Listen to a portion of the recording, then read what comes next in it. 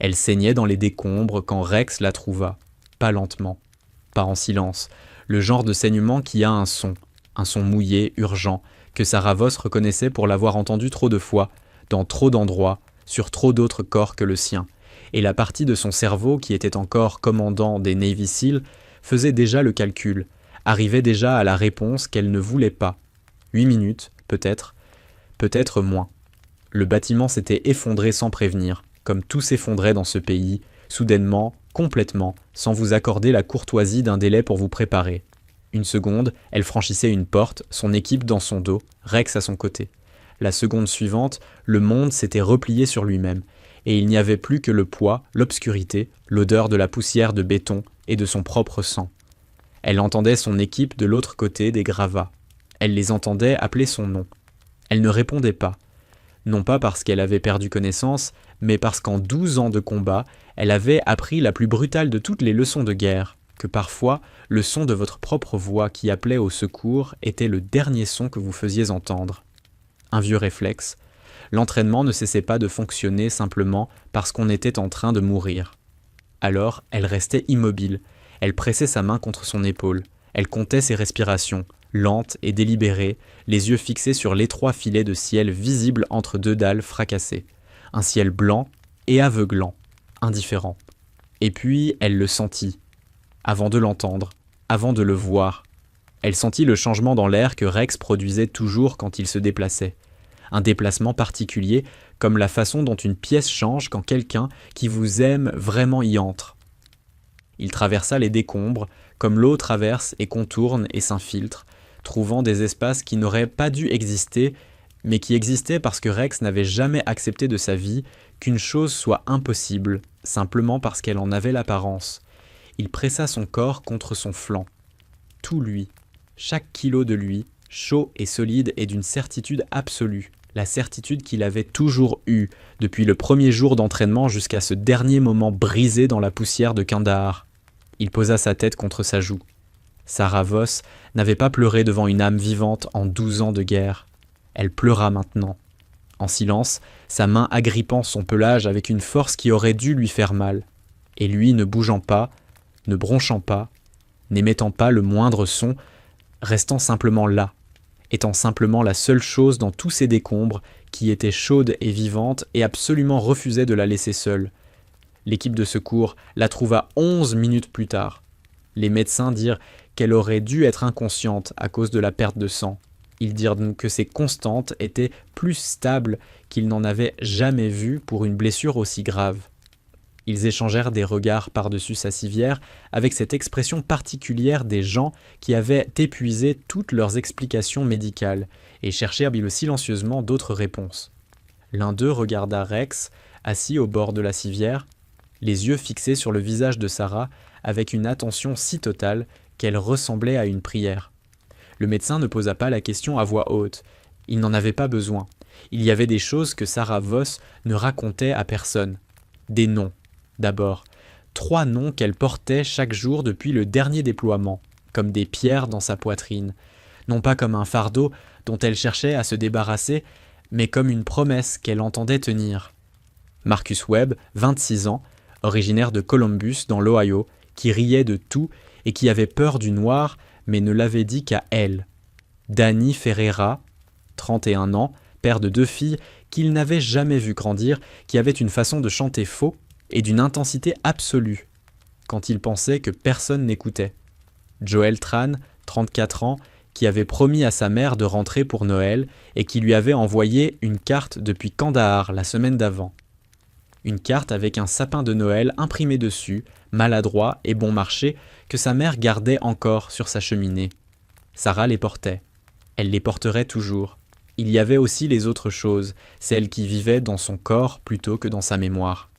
La façon dont elle se réveillait à 3 heures du matin, avec un goût de métal dans la bouche, et les mains cherchant une arme qui n'était pas là. La façon dont les bruits forts, même ordinaires, une porte qui claque, un verre qui se brise, provoquaient en elle une réponse qui n'avait rien à voir avec la situation présente et tout à voir avec des endroits qu'elle n'était plus censée habiter. La façon dont les gens lui semblaient parfois comme vus à travers une vitre, présents réelle, mais séparée d'elle par une surface invisible, qu'elle ne savait pas comment traverser. Elle était rentrée au pays 18 mois après le bâtiment de Kandahar. Son épaule avait été reconstruite à l'hôpital militaire, 6 mois de rééducation, une fonctionnalité rétablie à 85%, ce qui, lui avait-on dit, était un excellent résultat.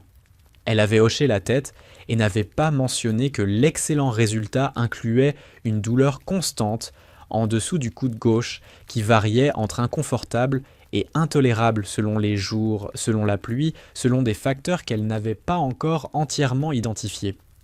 Rex avait été reclassé avec elle, ce qui n'était pas la procédure normale, mais que personne n'avait semblé vouloir contester. Il y avait des gens qui comprenaient certaines choses sans qu'il soit nécessaire de les expliquer. Le vétérinaire militaire qui avait signé le formulaire de transfert était l'un d'eux. Le retour, lui, avait été autre chose. On lui avait dit que ce serait difficile.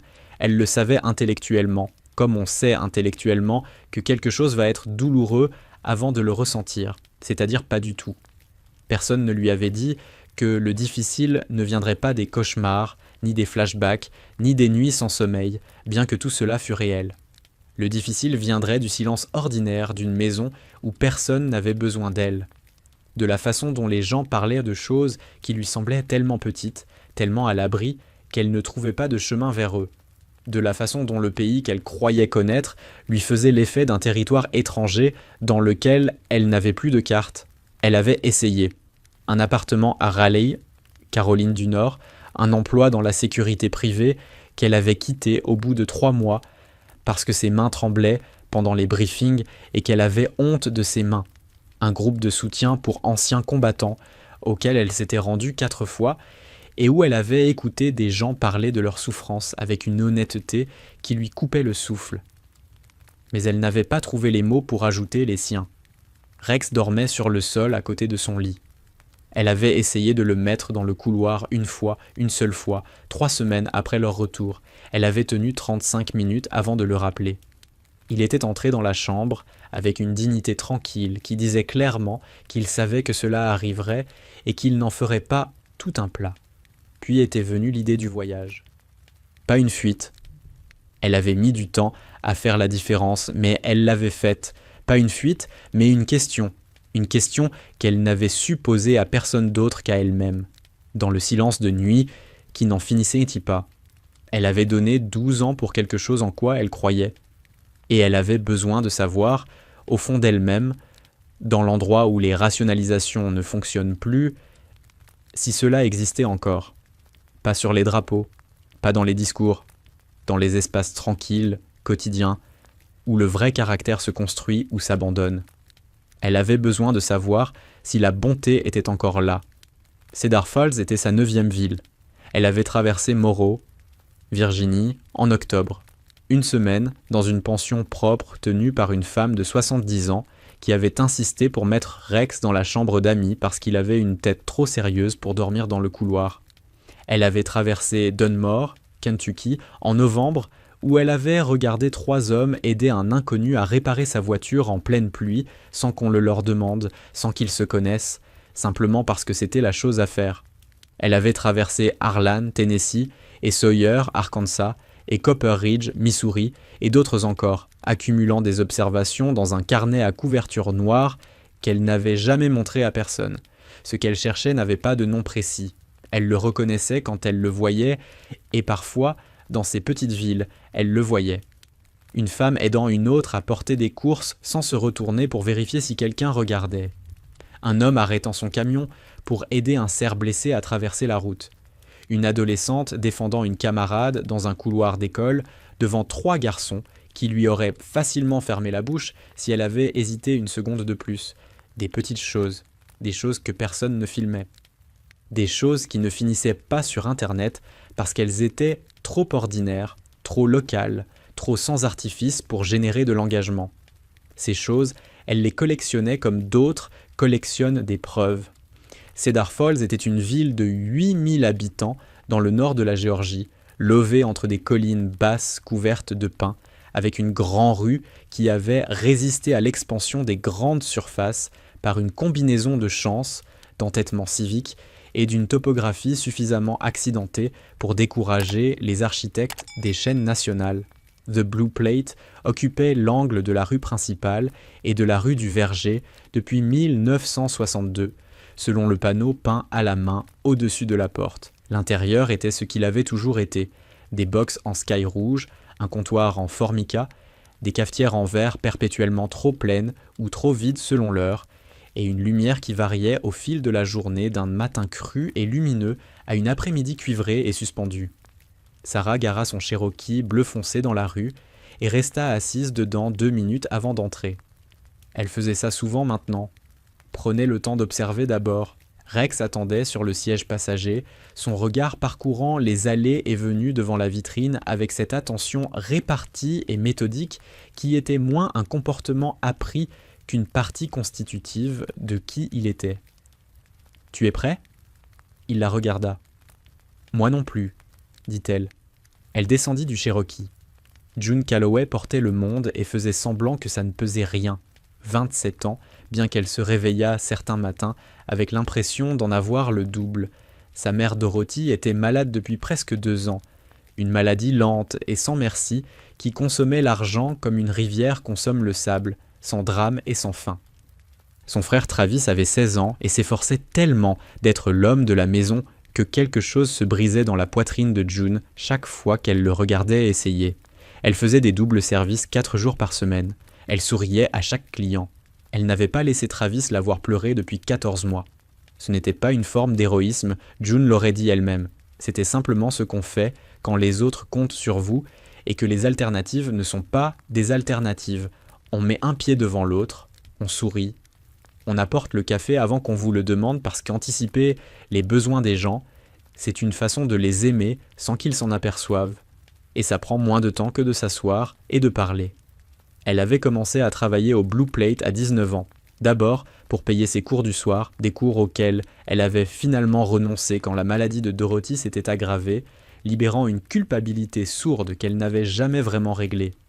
Elle connaissait chaque habitué par le prénom et la commande. Elle savait que M. Patterson prenait son café avec 2 sucres le matin et sans sucre l'après-midi, et que Mme Okonkwo commandait toujours la même chose, mais qu'elle voulait qu'on lui demande quand même parce que l'acte d'être consulté lui importait plus que le résultat. Elle savait que les camionneurs qui s'arrêtaient pour le déjeuner du mardi avaient besoin qu'on leur laisse de la place et pas trop de conversation, et que les familles de passage avaient besoin du contraire. Cette connaissance-là, elle ne la considérait pas comme un talent. C'était simplement ce qu'on développait quand on payait attention, et June Calloway avait toujours payé attention. Ce mardi après-midi de mars était calme, après le rush du déjeuner, ce silence particulier d'un dîner à 3 heures de l'après-midi, quand la lumière entre en biais par les fenêtres et que tout paraît suspendu, entre 2 états. June s'activait dans cet entre-deux avec l'efficacité de quelqu'un qui avait appris à faire fonctionner son corps bien après que son esprit avait demandé à s'arrêter.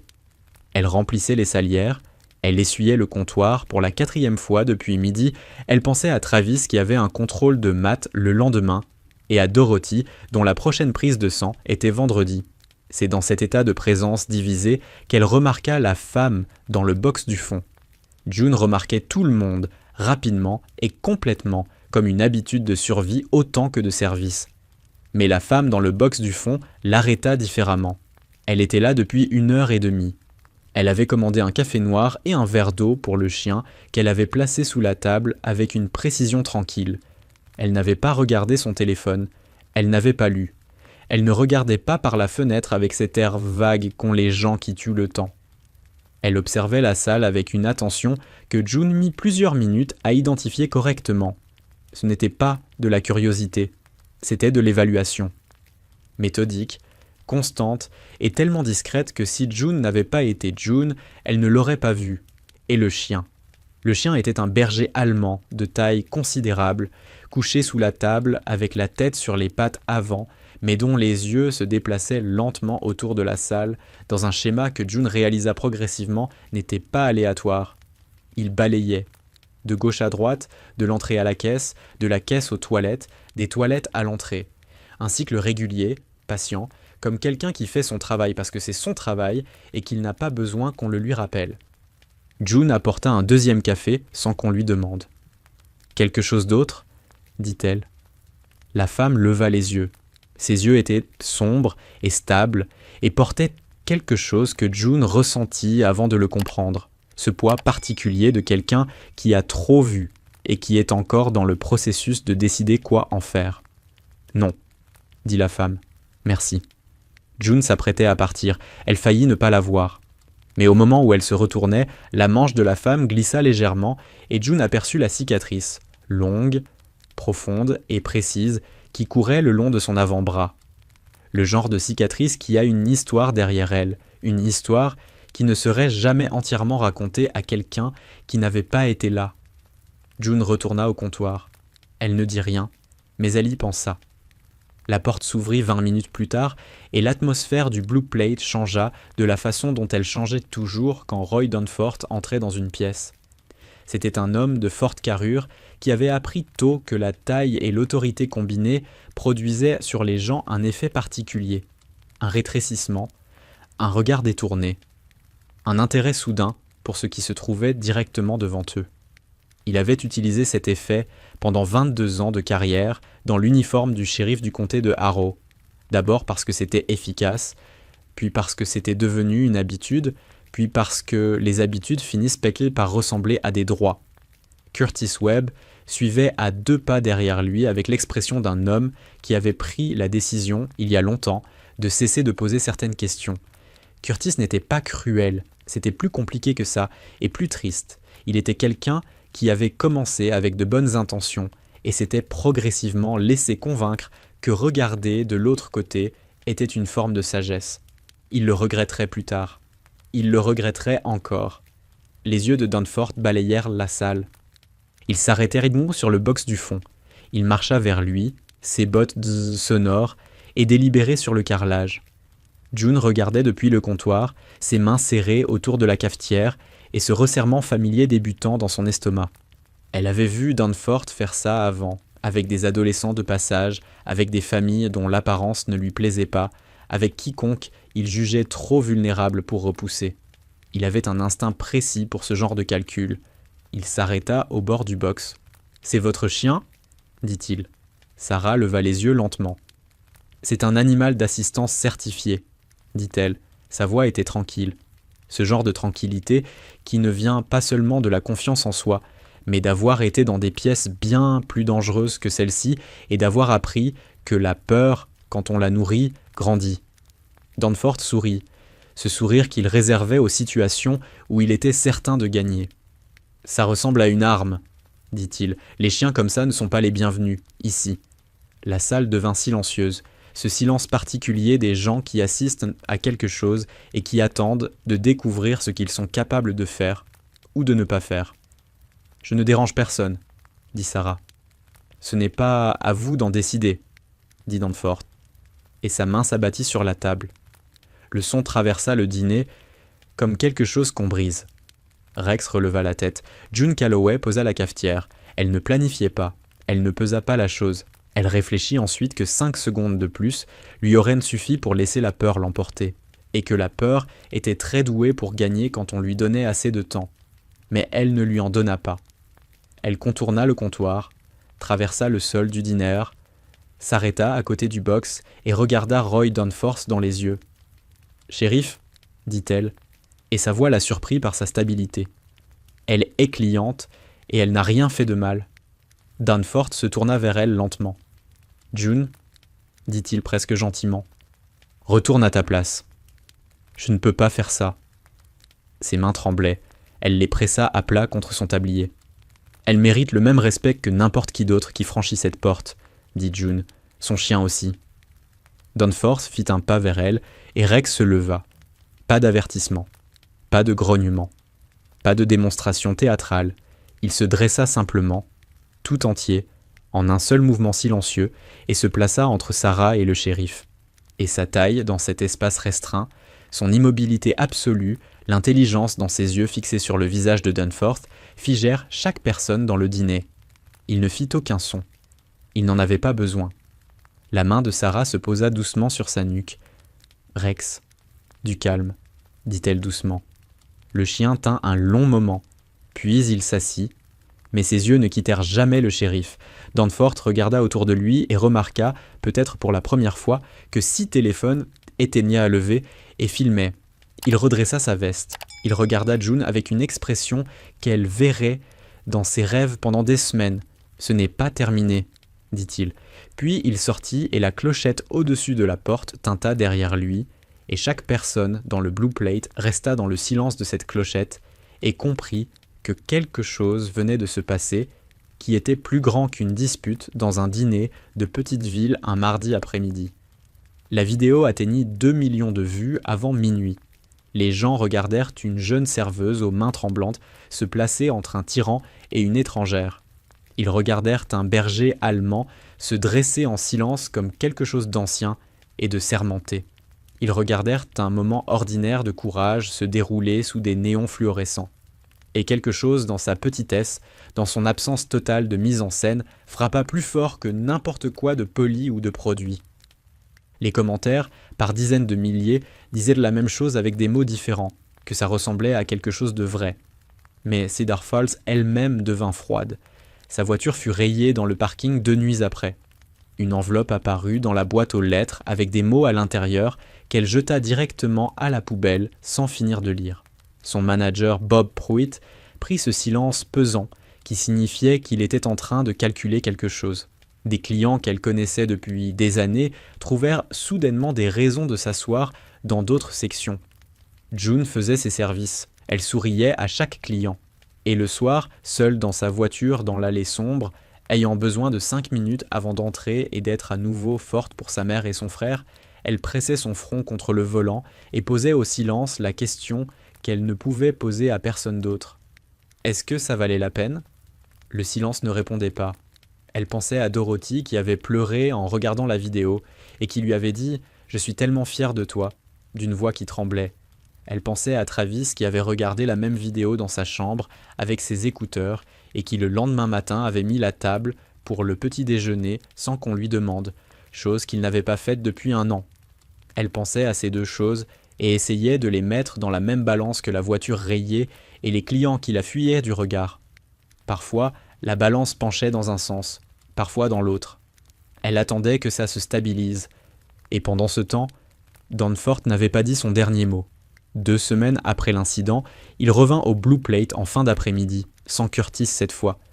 Il s'assit au comptoir, commanda un café qu'il ne but pas, et regarda June travailler pendant 20 minutes sans dire un mot. Le message était clair, et il le savait. Il ne faisait rien d'assez concret pour qu'on puisse l'en accuser, mais il était là, et sa présence était une pression. June essuya le comptoir. Elle apporta le café. Elle sourit. Il laissa un billet d'$1 de pourboire sur une addition de 11.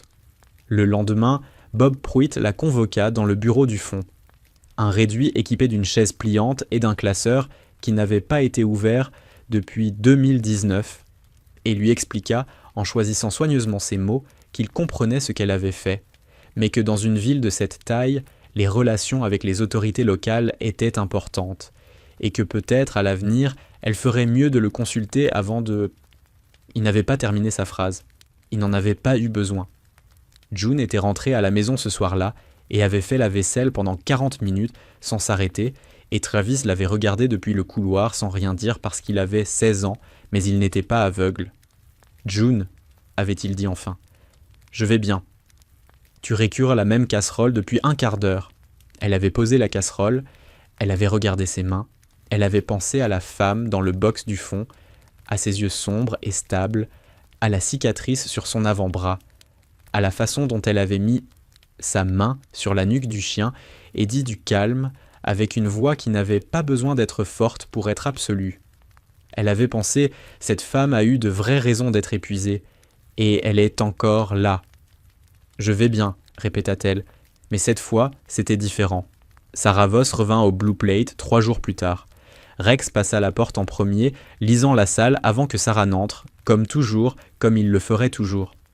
Il trouva June derrière le comptoir. Sa queue bougea une fois, lentement. De la part de Rex, c'était considérable. June apporta le café au box du fond. Elle le posa et commença à s'éloigner. « Asseyez-vous », dit Sarah doucement. « S'il vous plaît. » June s'assit. Un long moment passa sans que ni l'une ni l'autre ne parle. Rex posa son menton sur le bord du box et regarda June avec des yeux qui portaient quelque chose d'inconfortablement proche d'une compréhension complète. « Vous n'étiez pas obligé de faire ça pour moi, » dit Sarah. « Non, » convint June. « Pourquoi vous l'avez fait ?» June baissa les yeux sur ses mains un moment. « Parce que vous aviez l'air de quelqu'un qui avait déjà assez combattu, » dit-elle. « Je ne pensais pas que vous deviez vous battre encore dans un dîner. » Sarah fut silencieuse un long moment. « Il faut que je vous dise qui je suis, » dit-elle enfin. Elle lui dit tout. Les 12 ans. Les missions qu'elle pouvait nommer, et celles qui vivaient seulement dans son corps maintenant, sous forme de cicatrices et de silence. Les 3 hommes dont elle portait les noms chaque jour, comme des pierres dans la poitrine. Marcus, Danny, Joel, non pas comme un fardeau à déposer, mais comme une promesse à tenir. Elle lui parla du retour, de la sensation d'être une étrangère dans un pays qui était censé être le sien, du silence qui s'était installé dans sa poitrine là où se trouvait le sens, du voyage des 9 villes, de ce qu'elle cherchait et de combien elle avait failli conclure que ça n'existait plus. « J'étais assise dans ce box, » dit Sarah, sa voix basse et absolument égale, et je me disais encore la même chose, la cruauté en uniforme, la salle pleine de gens qui regardent avec leurs mains. Elle s'arrêta. « Et puis, vous avez posé la cafetière. » June ne dit rien. « Vous m'avez rendu quelque chose, » dit Sarah. Quelque chose que j'avais presque fini de porter en deuil. Rex bougea et posa sa tête dans le giron de Sarah. Elle le regarda, et l'expression sur son visage à cet instant fut la chose la plus privée que June eût jamais eu la permission de voir.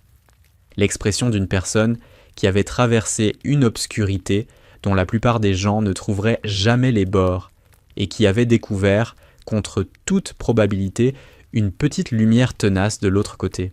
« Je veux vous parler d'un projet, » dit Sarah. Ce que Sarah avait dans la tête n'était pas encore un plan. C'était une direction, une forme qu'elle voyait quand elle fermait les yeux, floue dans les détails, mais claire dans l'intention. Elle avait des économies, 12 ans de solde militaire avec presque rien à dépenser, pendant les déploiements s'accumulent, même sans y penser. Elle avait des contacts, des anciens combattants qu'elle avait croisés en chemin, des hommes et des femmes qui flottaient dans cet espace entre le service et le reste de la vie, cherchant quelque chose de solide à quoi se tenir. Elle avait Rex, et ce que Rex représentait, la preuve vivante qu'un lien formé dans les circonstances les plus extrêmes pouvait devenir un pont entre le monde d'avant et celui d'après. Elle n'avait pas de local, elle n'avait pas de partenaire, elle n'avait pas d'expérience dans la restauration ou la gestion ou les certifications qui allaient avec. « Je peux vous aider pour le local, » dit June. « Mon oncle possède la pharmacie désaffectée sur la rue Jackson. Ça fait 18 mois qu'il cherche quelqu'un de sérieux. » Sarah la regarda. « Je connais Bob Pruitt, » continua June d'une voix égale. « Il est surtout terrorisé par Danforth. Si vous avez quelque chose de concret, il laissera tomber ses objections. Il n'a pas le courage de ses lâchetés, mais il n'a pas non plus le courage de ses convictions. Il choisira toujours la voie la plus confortable. Et vous ?» dit Sarah. June pensa à Dorothy à la table de la cuisine le matin. Elle pensa à Travis et à son contrôle de maths. Elle pensa à la casserole qu'elle avait récurée pendant 40 minutes. « Moi, dit-elle, je sais faire le café, et je sais lire les gens. Et j'ai besoin d'une raison de croire que ce que j'ai fait avait un sens au-delà de la vidéo et de la voiture rayée. » Rex posa sa tête sur les genoux de June. June regarda le chien la regarda. « D'accord, dit-elle. Les 4 mois qui suivirent furent les plus difficiles et les plus vivants que Sarah Voss eût connus depuis longtemps. Il y avait l'oncle de June, Gerald Merritt, 62 ans, qui avait vendu des aspirines et des cartes de vœux dans sa pharmacie pendant 30 ans avant que le Walgreens à l'entrée de ville lui prenne ses clients en l'espace d'une saison. Le bâtiment était en bon état. Gerald y avait veillé par une fierté tranquille, la même fierté qui l'avait empêché de vendre à une chaîne de bails commerciaux qui lui avait proposé 2 fois le prix marché. Il regarda Sarah pendant 10 minutes au cours de leur première rencontre, puis se tourna vers Rex. « Il est à vous ?»« On se possède mutuellement, » dit Sarah. Gerald hocha la tête comme si c'était la réponse sensée à une question sensée. « 600 par mois, dit-il, premier et dernier à la signature, et vous me gardez un box pour le déjeuner du mercredi. Il y avait les rénovations. » Sarah avait passé ses semaines de voyage à faire des listes mentales de ce qui fonctionnait dans chaque dîner qu'elle avait traversé. La disposition des tables, la hauteur du comptoir, l'éclairage qui rendait les gens moins défensifs, l'acoustique qui permettait les conversations sans élever la voix. Elle avait ses listes. Elle avait aussi des mains et une tolérance à la douleur d'épaule développée sur 12 ans de terrain où se plaindre n'était pas une option. 3 anciens combattants l'aidèrent à installer les cloisons. Aaron Slade, 38 ans, charpentier avant l'armée et après, qui posait chaque planche avec une précision qui semblait avoir moins à voir avec la compétence qu'avec le besoin de faire quelque chose dans le monde physique qui durerait.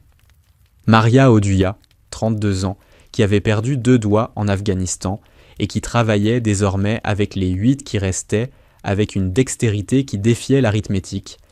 Et Tom Kirby, 54 ans, le plus vieux, qui ne parlait presque jamais mais qui se présentait chaque matin à cette heure précise avec un thermos de café et partait en dernier le soir.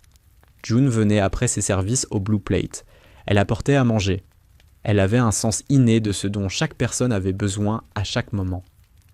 Aaron avait besoin d'espace et de silence. Maria avait besoin qu'on lui parle normalement, sans accommodement.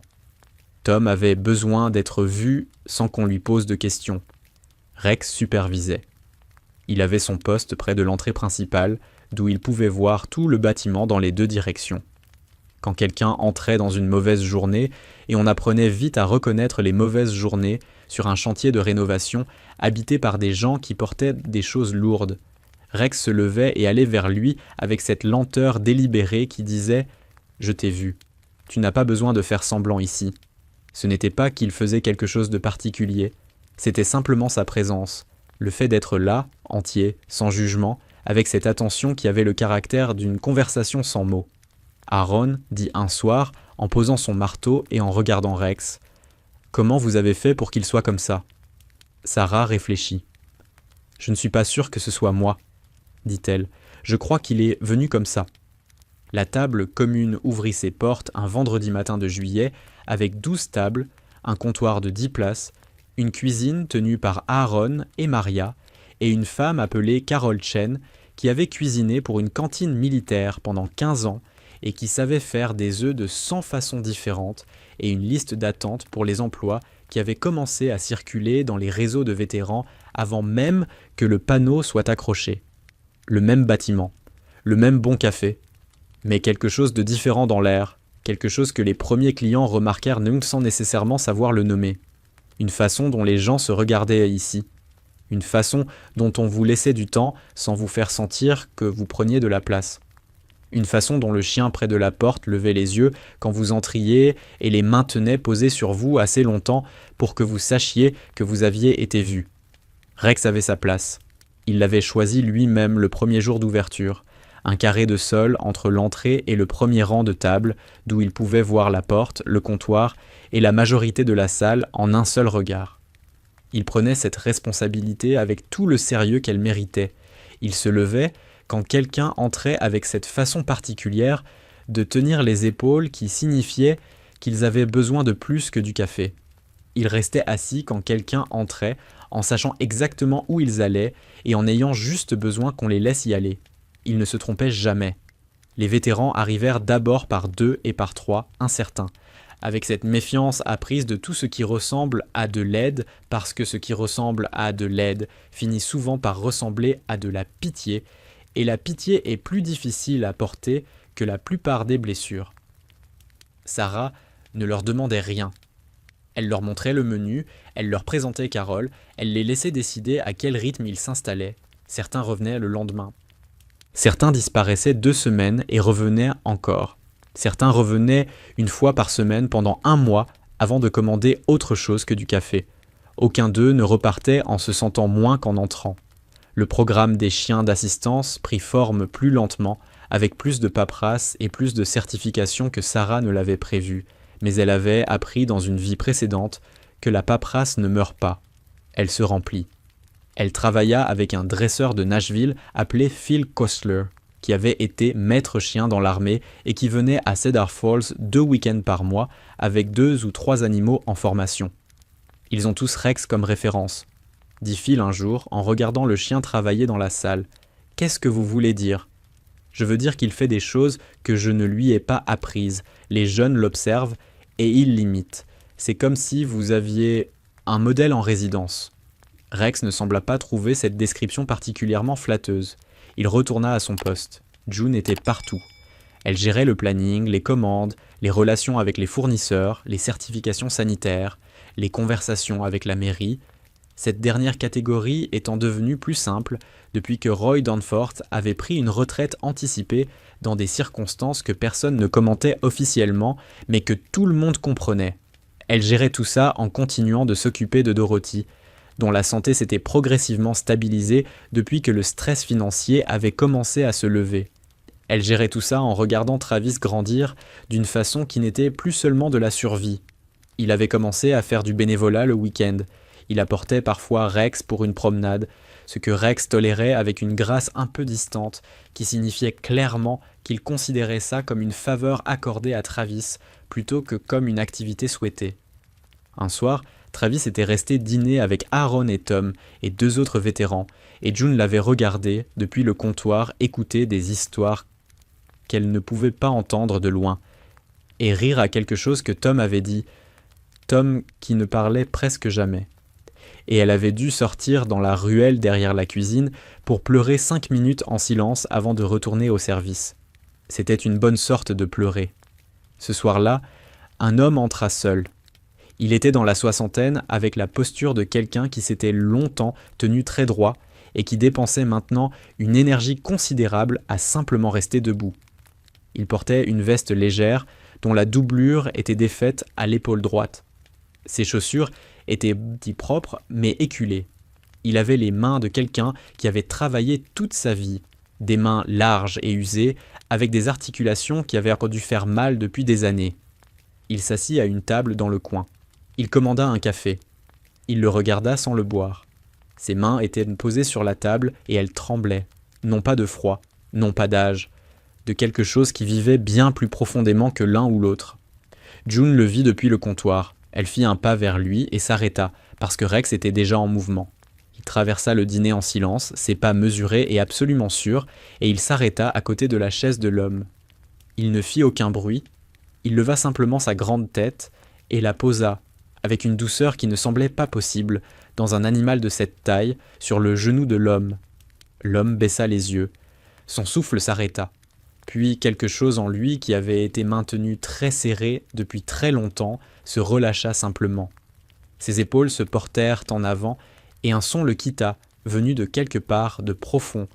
Le genre de son qui ne vient que d'un endroit scellé depuis des années, maintenu sous pression par tout ce qui s'empile par-dessus les années et qui finit par avoir besoin d'une sortie.